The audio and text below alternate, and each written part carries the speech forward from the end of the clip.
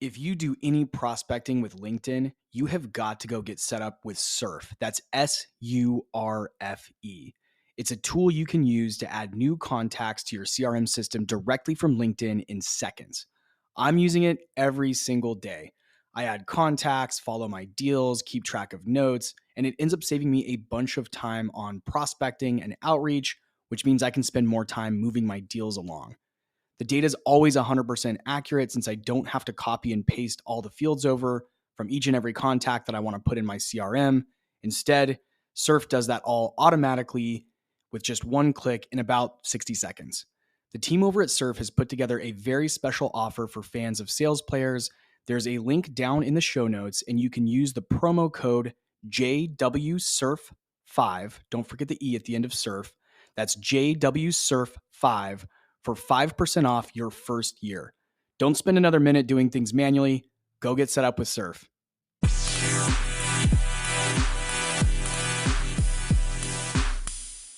Today's guest is Patrick Baynes. Patrick is the CEO of NerdWise. NerdWise is a Philly-based startup that enables sales teams to accelerate each stage of their buying process from prospect discovery to outreach and acquisition.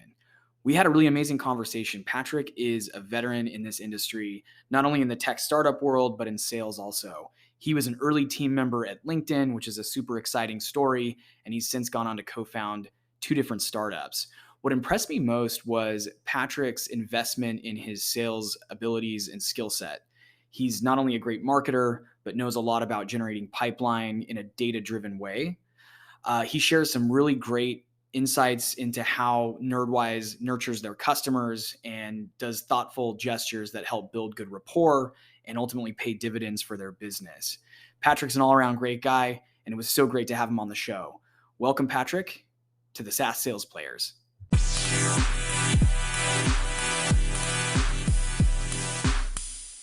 Patrick, welcome to the program. Thank you, Jesse. Great to be here. And you're based in Philly, right? Is that what I saw on LinkedIn? That's correct. Are you from there originally, or relocate there as an adult? Yeah, I moved here in 2009. So I've been here for about 12 years.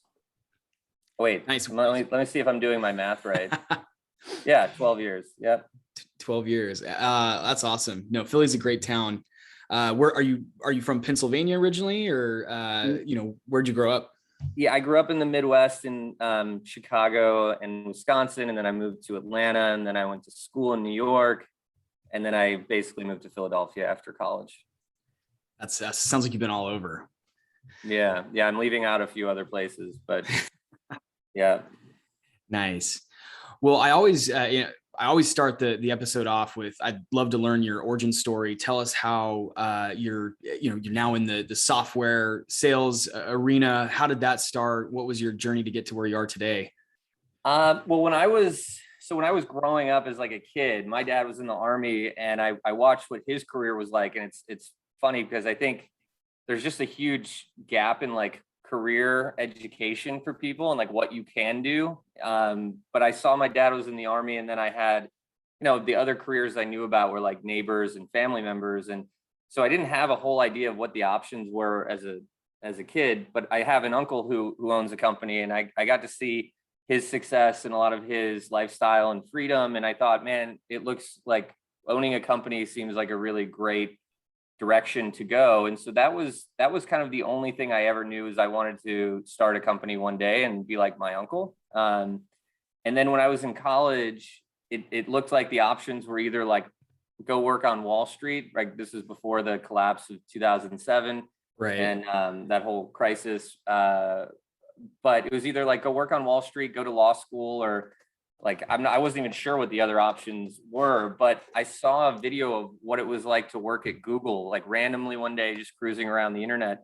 And I mean, this was like YouTube. I don't even know if Google had bought YouTube yet, but I just saw a video of what it was like to work at Google, and that people could wear whatever they wanted, and that the culture looked really relaxed. They've got, I think they still have it, some rule where like 20% of your time is spent on other stuff, not your job. It's like free time to work on other projects or ideas. And So it just all kind of resonated with me. I've been wearing Birkenstocks my whole life, and I didn't I didn't like the idea of having to shave and put on a suit and like change kind of not who I was, but just to conform and adjust my way of being for a job. And so that never really appealed to me. And when I realized what it was like to work at Google, I thought, okay, well, let me look for other internet companies to apply to. I did apply to Google. I never heard back.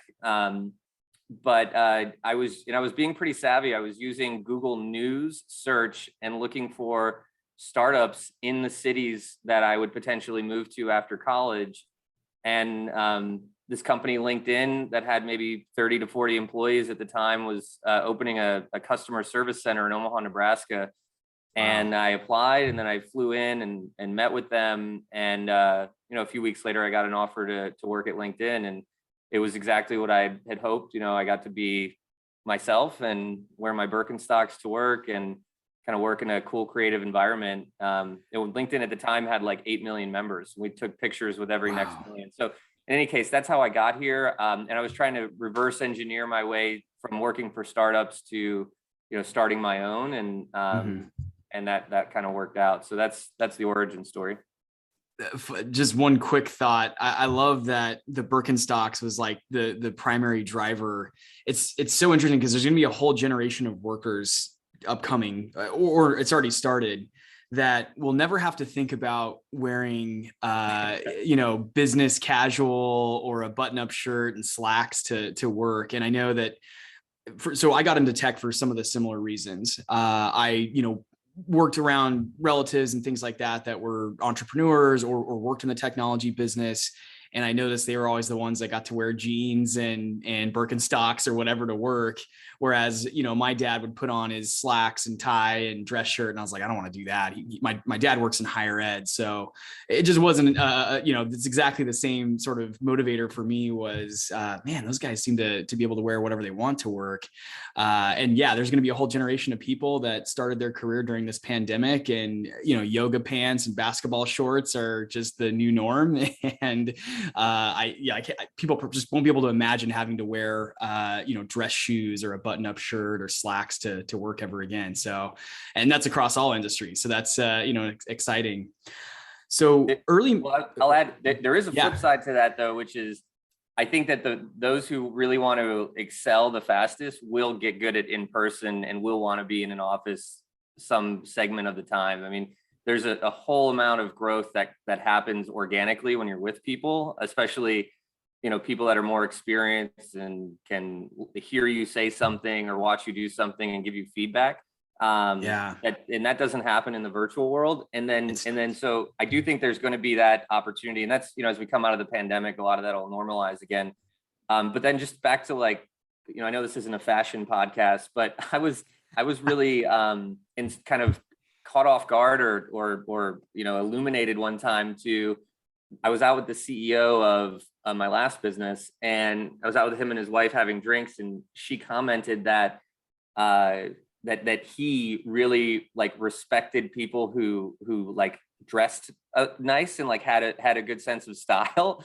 And I just thought it was the funniest thing that he actually kind of picked up on that, because I don't really think it matters necessarily, but there is something about showing up correctly and being presentable, and not, if I was going out to meet a client, I wouldn't old school kind of elements and best practices around showing up correctly and spending time with people and collaborating. All that stuff is super important.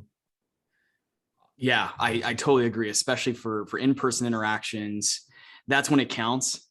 It's okay to do your behind the scenes work and some aspects of your role in your Birkenstocks, but when it counts, interviews, on sites, meeting a future CEO, whatever it is, or a current CEO, definitely totally agree, a dress for success. And it is noticed. And that's an interesting thought, that the professionals that want to really drive their career in the future will invest a little bit extra in their in-person or face-to-face demeanor and skill set. It'll be a whole skill set, whereas it was something I think we all took for granted 10, 15 years ago. It'll now be, an extra thing that you got to invest in is how do you manage yourself in person when we do have, in-person meetings or on sites. Interesting.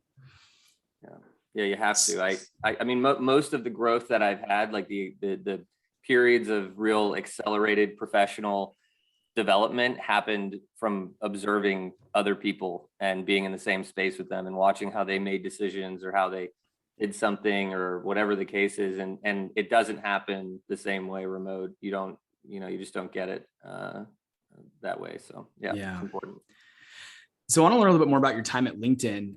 That's a super exciting first, sort of career in the tech business. LinkedIn's one of my all-time favorite companies. I was all for it. I've been on LinkedIn for a number of years. I was excited to see the Microsoft acquisition a few years ago. And it looks like you were was it customer success? I'm just curious, back in 2007 to 2009, that company probably looked completely different than it does today. At that time, what was the product? I have a billion questions here. Did you meet Reid Hoffman? What was the product at that time? Who were you supporting? And how did this also, well, let me start with those questions. I'm going to ask how it sort of springboarded into a sales career for you and ultimately an entrepreneurial career for you. Yeah. So I love using like LinkedIn as an example when I talk about how your product doesn't matter as much as you think it does. And it's really the problem you solve and the brand you're building and like a bunch of other things. And the product is like one of 5 things that actually matters. And if you can Google, LinkedIn homepage through the years and see what it used to look like. I mean, when I was there was no profile photo, there were no updates, there was no feed. There was a lot of there was no messaging, there were no groups, none of those things existed. It was add your Rolodex, see who can connect you into someone else. And it was really a power tool for recruiters. And that was one of their big business lines and still is today, probably the biggest, which is their recruiting and they call them corporate solutions, but really recruiting and hiring solutions. So, but to LinkedIn's credit and Reid Hoffman, being like one of the probably greatest entrepreneurs of all time, they have, and there's an old interview at like Stanford with Jeff Weiner and Reid Hoffman together. I think they're together, but Jeff Weiner says, if you were to look back at the original business plan for LinkedIn, it's just such a beautiful thing because everything that they planned on and predicted has come true and is like, they set the direction really, really well. And I'm a big fan of direction over speed. And whether it be that it's your go-to-market plan or your product strategy and thinking through things in the longer run, all of that kind of vision and direction helps you execute and make decisions so much better. But LinkedIn, so back then it was still very much like I believe it is today, which is why LinkedIn has such a strong culture. I mean, I still see people that are like, leaving after 10 years and posting on LinkedIn and like, and they're at LinkedIn celebrating their 5th year anniversary and they're so proud and it's been such a transformative place for so many people, but they really built a culture of excellence, as cheesy as that term sounds, but it had great leadership, and it helps, of course. It's easier to build a great culture when you're just killing it and you've got a great product, a great brand, and that makes it easier and more fun to build a company anyway. You don't have to worry about a lot of the other problems most other startups are going through. So anyway, to LinkedIn's credit, they was very much like I believe it is today, except now it's probably a little bit more corporate. I think there's like, of course it is, it's owned by Microsoft, but I think the culture is still the same as it was when I was there. I still am in touch with a lot of my friends at LinkedIn. To your question about did I meet Reid Hoffman, he was there at the ribbon cutting when our office opened. I did not meet him. At the time, it wasn't even that big of a deal, to be honest. Right. And then we had a CEO named Dan Nye, who I did meet when he came in, and I met a bunch of the executive team. They'd come and sit down when they came to visit our customer operations and sit down in my cubicle with me for like an hour, which was like, I learned so much in those hours, back to our first point, when I would just get to sit down with somebody who had been there and done that and built other companies. So and then I mean I can go anywhere you want with that topic. That's so I imagine LinkedIn's probably got what, 10,000 employees now? 15 to 20,000, definitely. And you were number 162 I'm seeing here. Wow. Yeah. That's incredible. So I guess to your point about Reid Hoffman, it wouldn't have been that big of a deal when you're employee number 162. It's just another guy starting a business, not the, sort of, they call him like the Oracle of Silicon Valley now, or I think that's the nickname they've given him, but he's such a legend. I've read the Startup of You as a book by him, and just followed. He's been on a couple of podcasts. What an amazing experience. That is super cool. Yeah. If you like Reid Hoffman, you should check out Masters of Scale. Oh, that's right. Is that his podcast or? Yeah. Yep. It has gotten a little bit weird in their like third or fourth season. Now he's interviewing like, and it's cool, but it's like Barack Obama and like famous athletes and people that aren't really, they tie it back to entrepreneurship in a way, but some of his earlier seasons were actually interviews with entrepreneurs, and it's super well edited, super well produced, and just full of great content. So big fan of the Masters of Scale podcast, but I do think it's gotten a little weird in the last year or so. That I will definitely have to check that one out. Yeah, love the stuff Reid's done. So was it at LinkedIn? I'm seeing here that you kind of then moved on and became self-employed. How did that transition happen? I mean, going from being just I shouldn't say just an employee, an early employee at one of the, most well-known startups to ever come out of the Silicon Valley. But how do you go from being, a team member to an operator and an owner and a leader? Well, I mean, so I was reverse engineering my career, so I did kind of know what I was doing and had an idea of what my next steps would be. But a lot of the decisioning around when to leave and when to make the next leap for me has always been instinctual, but instinctual around when I've stopped growing and I need to make a change to get to the next level of my own growth, personal or professional. And I was playing hacky sack for like an hour a day, breaking records with a coworker of mine. And we would just be bored, and we're like, okay, let's go out back and like break our record of like how many times we can, hit this thing around before it touches the ground. And so I started to feel really like this is it. And I tried to move around inside of LinkedIn into other roles, but it was growing so fast that I was a final candidate for a number of positions, but the people they hired were coming out of Google and Deloitte and went to Stanford and Harvard. And I'm like, I didn't have the credentials to keep up. And I got a lot of pats on the back that, hey, you were really close, but we have to take this person. And so I just didn't feel like the growth opportunity was there for me. And so I left on a whim, like my dad freaked out. It was funny. So this was a big lesson I learned at that time.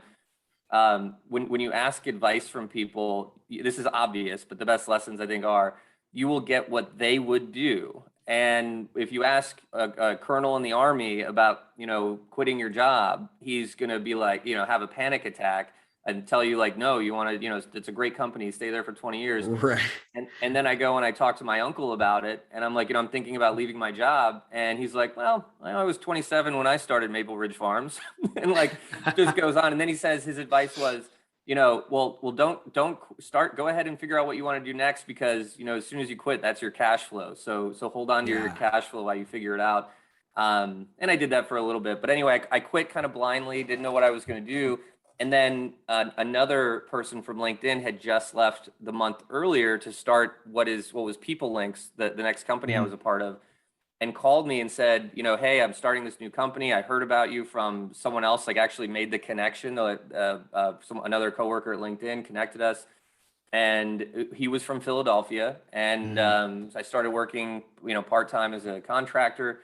After about a month or two, I flew up to meet him, and then he said, look, he made me an offer, and I got to be a co-founder. And I describe it as being like a shotgun seat entrepreneur. Like at LinkedIn, I was like a back of the bus, employee, but like I was on the bus, and then I moved up to the shotgun seat, and he really took on a lot of the leadership and had a sales background, and I learned a tremendous amount with that experience over the next 5 or 6 years, to the point where my risk tolerance was like, still is like through the roof, because I know now how to do a lot of things I can do without funding or without relying on other people and so forth. So anyway, that's how I ended up. I made the leap blindly, got connected, became co-founder of People Links. It's a whole nother story in itself, and that got me towards where I am today.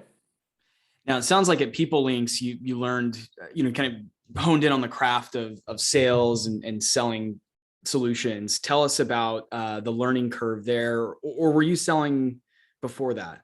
No, I wasn't. And I actually focused more on customer relationships and success. We sold to big enterprises, Fortune 500, AmLaw 100. We had all the big four consulting companies as clients, and it was just these huge enterprise deals, but it was all relationship driven. And from all we had to do was get a pilot or get the relationship and then kind of have me work closely with them. And what we were doing was a LinkedIn optimization platform for teams. So we had a platform that let companies optimize the LinkedIn profiles and activity of their teams, and it took off. But I was more on that side. So I drove a lot of growth inside our accounts. And then it wasn't until I started, and I did learn a tremendous amount about sales, no doubt, but yeah. I learned way more when I started this business 7 years ago, and I didn't have all those fantastic salespeople around me, creating the relationships and the opportunities, and giving me the customers to work with, and I had to do it on my own. And I hired a sales coach, a guy by the name of Scott Messer, who had a group called Guest Free Selling.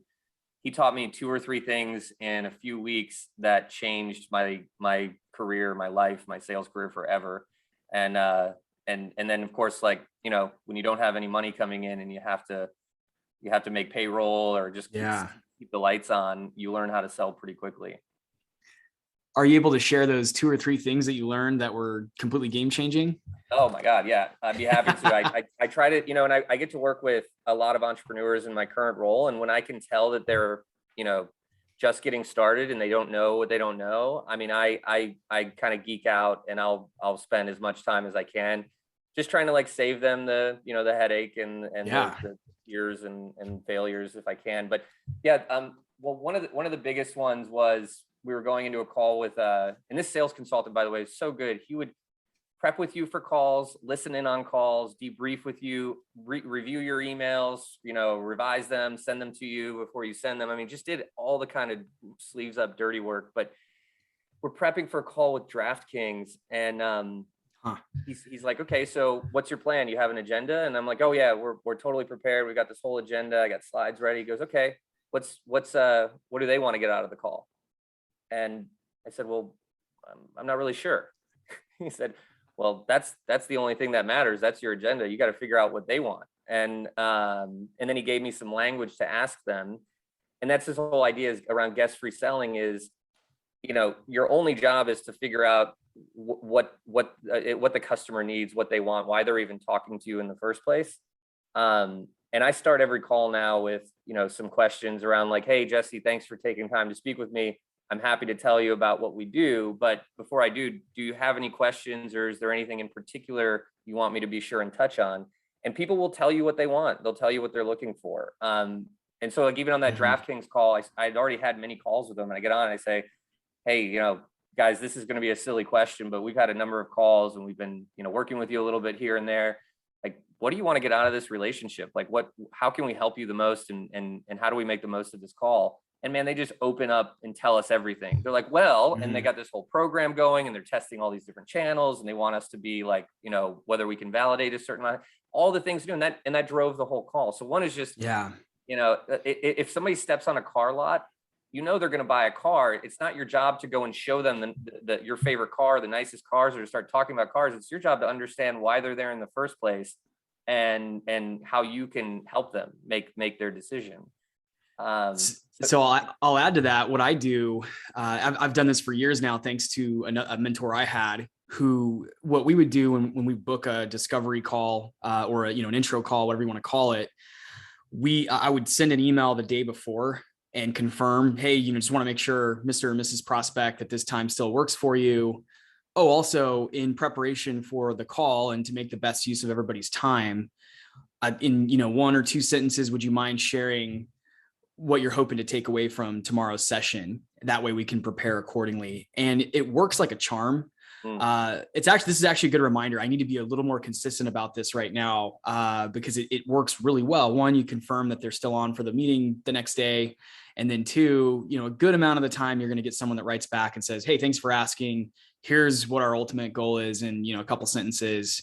We'd love it if you could focus on this aspect of your solution or this feature or whatever it is, or we're having this challenge and this is why we're taking a call with you.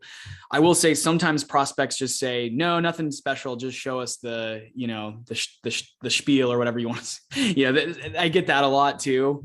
But every now and then, I should say 50% of the time, you're going to get someone that writes back and says, appreciate that question. Here's what we're hoping to achieve. And then you're ready to go for the meeting. You've confirmed it. It's going to happen.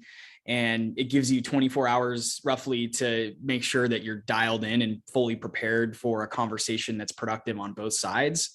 But I am all for guest-free selling and, taking that mystery out of the equation, especially because it's so easy to do it. It's not that hard to send an email, or to your point in the front part of the call, just ask the question. Hey, before we get into anything here, I want to make sure that we walk away at the end of this session with, mutual next steps, and that I've covered everything that you guys want to hear about our solution. So love the tactic. And I agree that that's an absolute game changer in a sales career. Well, yeah. And then, there's bolt-ons, right? Because you're right. 50% of the time they don't want to tell you because they don't want to share what they're looking for. It's just, they want to learn if you're a fit or not. And they're just gun shy about it. So, half the time you're right. People will say, no, I just want the overview. And I go, great, that's fine. And then I have two more like leading questions to get them to open up. I say, well, we help with lead generation and a number of other things. If we were to work with you guys, who's your target customer? And then I get them talking, and then suddenly they'll just be like, all right, screw it, I'm going to tell you what I'm looking for. And right. or I'm starting to lead them to where we're going. And then another great question, I learned this one not long ago from a guy named James Rories, who's a fantastic sales consultant we work with. He talks about, you want to ask the question that your prospect can't answer. And, that it basically just exposes a vulnerability that, you can address. So he's a sales consultant. So he'll ask a question like, how much more effective can your sales team be? And a CEO or head of sales might go, well, I don't know. I'm not sure. Right. And then they want to know, well, how much more effective can they be? And then, it leads into what he does. Right. So you want to have, great. You want to have, so I have a series of questions and I ask them to almost every prospect. It's a process that, you have to iterate on. It takes a long time to get to, but before you start asking those, like before you, cause people will get pissed off, right? They want to know what you're doing. And so I always tell them like, hey, look, I'll give you an overview of what we do. I'll do that for you guys. Is there anything you want to know? And then I go into the other ones just to keep trying to open it up and get them talking. That's a great question because it can also be used across any industry, any buying persona, because you can interchange it with how could your process be better? How could your, customer success team be better? How could your, data lake be better? There's just so many ways you could take that and formulate it into one that works for your buying audience. So that's really interesting. I'm writing that one down. Because sometimes it is hard. There's a struggle with, you ask that initial question, but then continuing to sort of dig in and get discovery conversational, frankly, and two-way, and being able to actually get to the root of the matter. That's a great one. Yeah. And positions you as an expert, that you have some knowledge and some expertise that they don't necessarily have. I'll ask folks, one of mine is, are you familiar with how marketing automation, supports sales, like sales enablement and lead gen? And, have you ever experienced like a program like that works? And people will start just spewing about like, no, I'm kind of familiar. We tried something one time, it didn't work. And they'll start to kind of go into it. I'm like, okay, well, and that just tees up like, hey, I can explain that to you. That's awesome. What else in terms of you mentioned that transformative, game-changing advice? Any other takeaways there? I think that was one of the big ones. There were a lot of things, when I was, after you asked the question about what I learned at People Links, I think people create a lot of extra steps in their sales process that don't need to be there. And so, just kind of removing steps in a process is always a good thing, whether it be a product, a sale, a customer onboarding, like whatever you can do to make things more streamlined and more simple. And yeah, I mean, I could get into the weeds, but there's I like one great example is, you know, I don't know if you do this or if your company does this, but a lot of people like will send their like legal paperwork with their agreements. And, you know, I learned a long time ago, you don't need to do that. You can just like have an order form and then link to your legalese on your website. And then suddenly, like, you know, our amount of legal reviews went from like 9 out of 10 to like 0. You know, just like little things like that, where people think they can't go and edit your website, but they'll go through your legal docs and try to change it for their particular deal. And so you end up creating all these headaches. But there's a lot of stuff like that I've learned through the years that, you know, it all adds up to a big difference. That's such a great point. And yeah, I've been at startups where we implemented the digital terms of service as opposed to having to send over a bunch of paperwork that's going to get redlined and take an extra month to close a deal. And it's probably good, not only on the rep level, but of course on the leadership level, to go through and almost look at the buyer journey for your solution and say, are we creating friction in the deal cycle by adding a bunch of paperwork just because we think we can't do something? Or should we challenge everything and say, wait a minute, we're doing a whole MSA on paper and it's going to the lawyer's office and it's taking a month to turn around, when we could probably just put a checkbox on the website with the digital terms of service and get through that whole step of the process a lot quicker. So that's a fantastic point, that you should always be challenging your process to make sure, you as a seller aren't creating friction or unnecessary steps, frankly, for the buyer. Yeah. Awesome. So tell us about NerdWise. Looks like you started NerdWise about 7 years ago. What do you guys do? Who do you serve? What was the catalyst behind the idea? Anything you want to share? Well, it's changed a lot in 7 years. As any good startup, not any good startup, but a lot of startups do. We've iterated, you could say pivoted, adapted.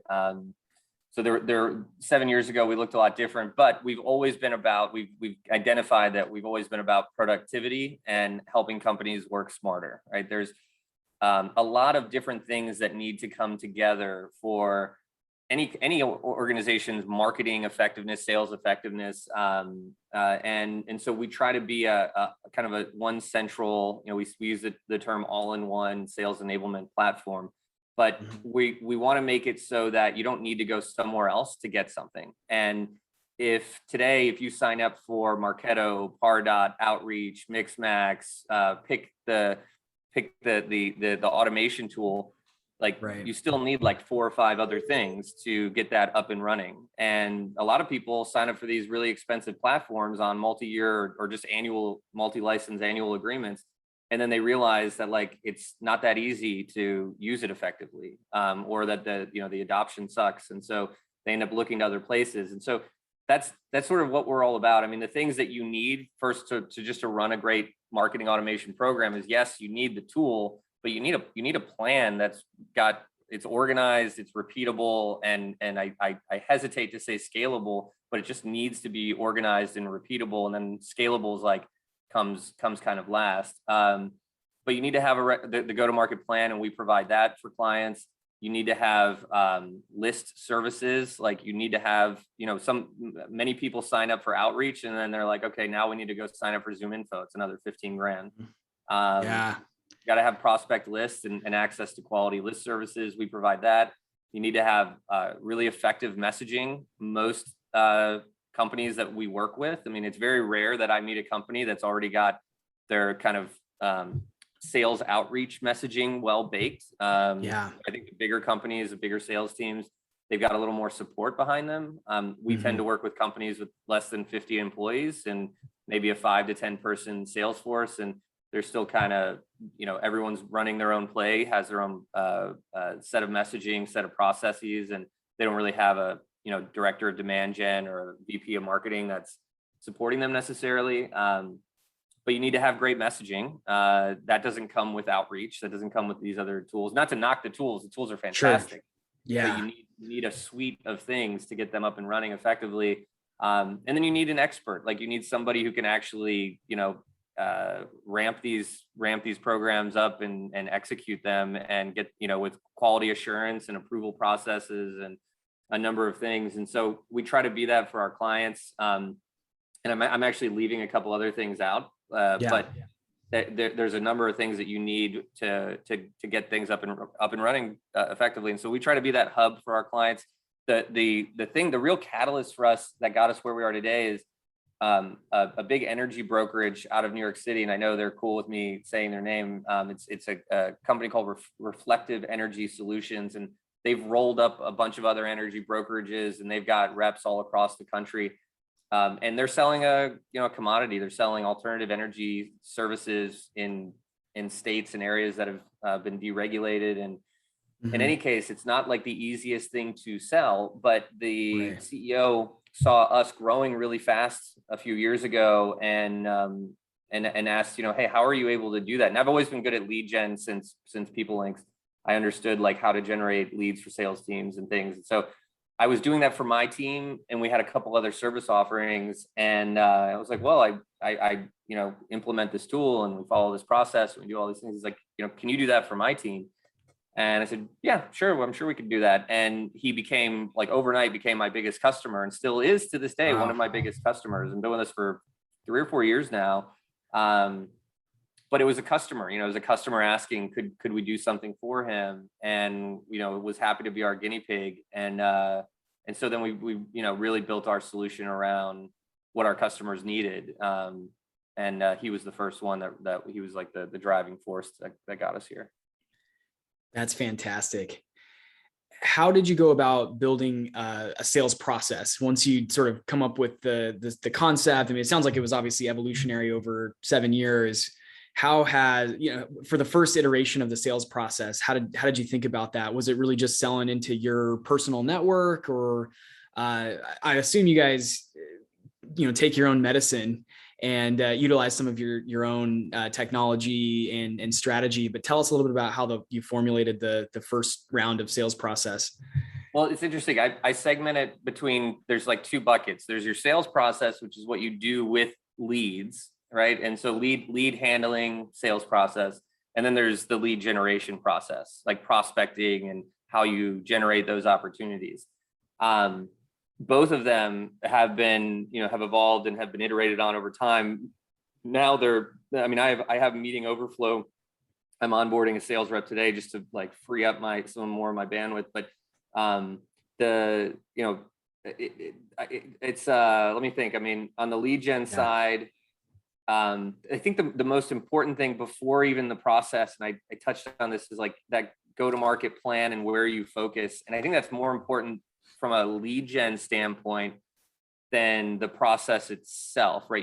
That's like the foundation. So, having some really clear defined marketplaces that you are, definitely committed to, and then some that you think you're going to go after, and, just thinking that through first, because then you can build out your lead gen process based on your audience and how they prefer to be engaged. And, if you don't know who you're going to reach, and if you're just trying to reach everybody, you don't get very far, and you don't know what's working and what's not working. So that I think on the lead gen side is critical. And, and then there's and I can spend time on that if you want. I can talk about that like from a lead gen standpoint, but your go-to-market is critical, right? So if you can get, just as an example, if you have 2 IT companies, and we have over 75 MSP IT consulting, clients. But if you get 2 of them, then, your process now goes from reaching out to, try to introduce yourself as like a potential solution for IT companies to, hey, I'm reaching out because we have this success with these other IT companies, and I thought it would be relevant to you. And then you build out, I can call it like a customer success stack.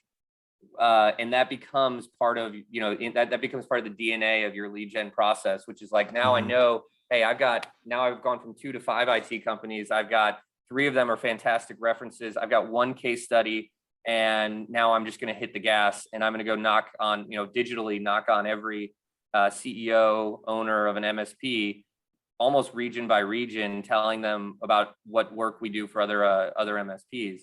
So there's that side of it. And I can go real deep on that. I'm a big fan of lead gen. And then on the sales process side, it's not so different. I mean, I love sharing my process with, like I said, other entrepreneurs, people who I can tell will benefit a lot from it. But it was both of these were a lot uglier and a lot less automated, and not as smooth and sexy 7 years ago. And today you almost don't even think about them. We take them for granted. They're just like turnkey. I could put on a blindfold and probably get an opportunity. It's I don't know if I even answered your question well, but no, that was great. Super interesting. Tell us about, do you have full-time AEs on staff, or are you doing most of the selling? Tell us about that. Yeah, I have one AE, and then I do most of the selling today, but I have one AE and one SDR. And then I've been very fortunate to have two partners who are sales consultants that we generate leads for our company on their behalf, and they close deals for me. And I get 2 or 3 new customers a month from each one of them. And it happened really organically where, they introduced us to some of their clients as a potential lead gen solution. And then, so they were kind of like co-pitching us a little bit, and then it worked well for their clients. And then we said, hey, look, why don't we just, work with you guys? And they're selling sales effectiveness. We're selling, lead gen essentially, and sales enablement. So I get good lead flow through good customer flow through some partners. I have an AE, an SDR, and then we've got a head of marketing who, runs our program, and she generates about 15 to 20 leads a week for us, which is plenty for us to grow off of. Is that just through search marketing or like content syndication? How do you guys, this is an aspect that I'm asking these questions just because it's top of mind for me right now, is what are the best ways to generate leads? What I'm observing, and this may be a limited sample size, but the cold outreach market is, I don't want to say completely saturated. It just depends on the solution you have, but it's getting pretty noisy out there. And what I'm finding is that the companies that are doing the best job of getting a good search presence out there are really the ones that are building the best pipeline, because they've got buyers coming to them to some extent. And then they've got a really great sales process to follow up with those leads and nurture them through the deal cycle. When I started my career, the emphasis was really heavy on just, hey, look, we don't do marketing. At least some of the companies I've been at, it's, look, we're not going to invest in marketing. This is a sales SaaS machine, and we hired you to make 100 phone calls a day and send a bunch of outbound emails and use LinkedIn and whatever else. And that worked for a while until everybody started thinking that way, I guess, at least again, from my perspective. But now what I'm seeing over the last couple of years is the brands, the companies that are investing in marketing and generating interest, because I think software has now fully shifted, and maybe it's been a while that it's been this way, but it is now really buyer driven for the most part, depending on what your solution is. The buyer is going to go out and do research, and they're going to look at 3 or 4 different software vendors, and then, do an evaluation where they look at all 4 of those, and as a team decide on which one they want to move forward with. So the role of the seller, from my perspective, again, is changed. It's, now the best sellers are the ones that know how to guide someone who's already, done some research on your solution through a very well-defined process. And they know how to, work an organization, especially at the enterprise level, to build, multiple threads in the deal process and ultimately be more of a guide. That's not to say, you should completely stop outbounding, because I do think that there's also, gold in those hills, if you will. But I'm curious kind of your thoughts on where the industry is going based on the work you're doing with clients. Is it, and I guess the original question I asked is, are you guys mostly doing search marketing to capture those leads, or are there other tactics that others should be thinking about? Well, yeah, I mean, I think first it's interesting because we're on the front lines of a really big space, which is like tech enabled sales. And, we're using whatever it may be, different technologies and systems to, I don't know if you want to call it automate or scale up outbound sales. And there's so many industries and so many size companies that they're nowhere near where I'm sure, companies you've been at and my own experience are. So it seems like it's blowing up and getting busy. And I think that's true. But I serve markets that they don't have the first clue of where to get started in many cases. And so I still think there's a lot of growth in terms of like what can be done from a, cold outreach standpoint in many different markets. Now, just to talk about how we generate our leads, are you familiar with the system called predictable revenue? I am. Aaron Ross read that book. Yep. Oh, yeah. I learned that in my last business, and there are so many elements to that system that have to make it that have to go right for it to really hum and work the way it should. Mm-hmm. And again, going back to like go-to-market planning is so important. So many people throw a tool or automation or cold outreach. They throw it, they spray and pray, or they just try and blast 2,000 people and they go, well, it worked for a few meetings and then it never worked again, or it tapered off. And there's a lot of people who try and fail. And I think that, that is where a lot of the noise comes from, is people that just do it poorly, and they smell, right? Like you get the email and it's like, yep, like this is just terrible. Right. And so there's and you get the cold call and it's like, this is not relevant. This is not useful. But if you're implementing a system like predictable revenue correctly, and you've got the right go-to-market plan, one, your team never does cold outreach. So there's no cold, there is no cold outreach anymore. That's done, right? Yeah. And I'm being polar, but I have to make this distinction. Yeah. If the cold outreach is being automated. Now, if you've got the correct go-to-market plan and effective messaging, then it's not going to look like cold outreach, right? If I have traction in a marketplace like financial services, and now I want to go after all of the financial services firms with 20 to 200 employees, I mean, I can take what I've learned, I can put it into a system like predictable revenue. I can get the prospect list. I can generate messaging because I know my audience. I know what they care about. I can put together the right types of messaging. And now, as the ultimate gift to whether it be my SDR, my AE, I can now have very effective prospecting happening for them. And then when it's time for them to pick up the phone, we're tracking and scoring all the other prospects that are not responding. And they get to, pick up the ball at the 50-yard line. Or I say it's like going from deep sea fishing to shooting fish in a barrel. Like they know who to call on.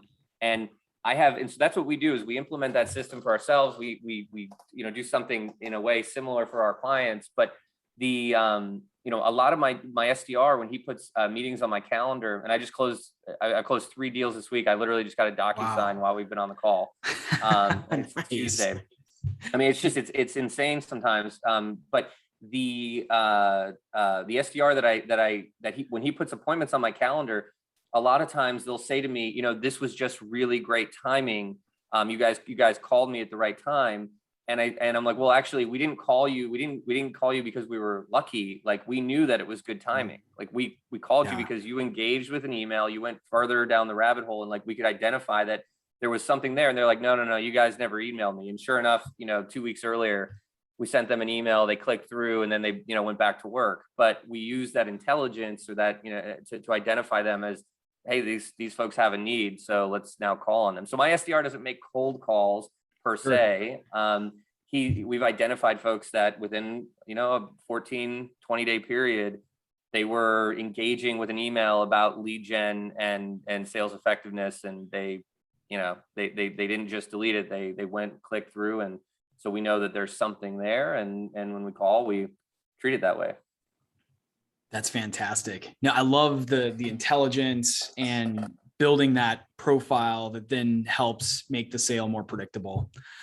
I'm curious, what is the sort of implementation time for NerdWise once you guys start, you finalize, it sounds like you finalize a DocuSign. Congrats on that right here on the call.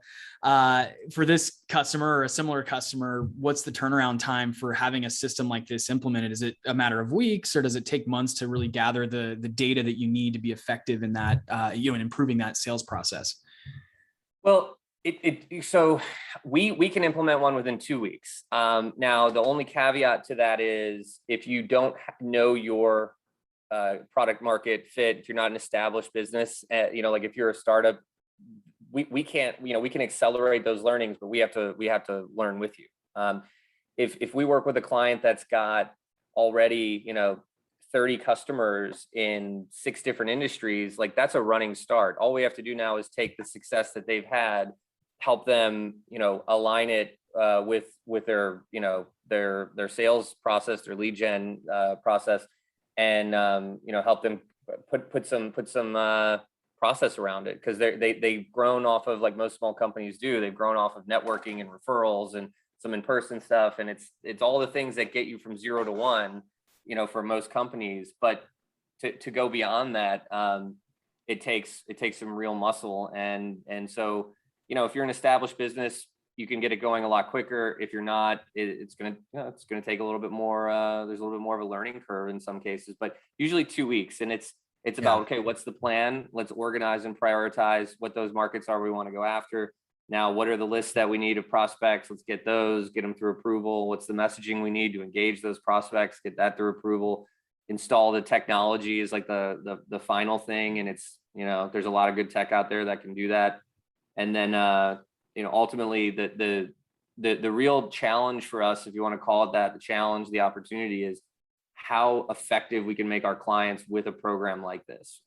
Just like anything else, if your customers aren't engaged, it's not going to work the way that you're hoping. And so we provide a lot of enablement around our solution, whether that be reporting, training, guides, check-ins, all kinds of things, just to make sure that they're utilizing their, getting the most out of their investment. And if they are, then it's a home run. If not, we might get them on base and they'll make some good headway, but it's never the same as when you've got a client who's just like, super engaged and making the most of it. One thing I wanted to mention too. So when we joined, or we both jumped on the Zoom here, it looks like you guys, and I don't know if this is post-sale, you design a custom Zoom background that looks like the client's headquarters. Tell us about that tactic. Who came up with that idea, and is it a post-sale thing or is it a pre-sale tease? It's customer driven. I mean, they love it. They asked for it. So we made it as part of our onboarding, where, again, it's like digital swag. We do send every new client, we do send them a welcome package in the mail, like snail mail, t-shirt, pens, books, like, hey, welcome to NerdWise, nice stationery, all that stuff. And then custom branded Zoom backgrounds. And it's just, that's the world we live in today. And it costs nothing to make, and it's a nice value add.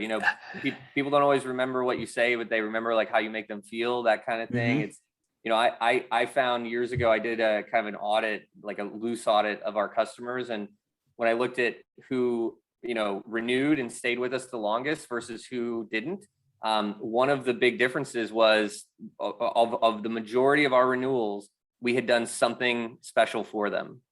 Of the ones who didn't renew, we hadn't ever gone like above and beyond. And that doesn't mean you have to go like do something crazy.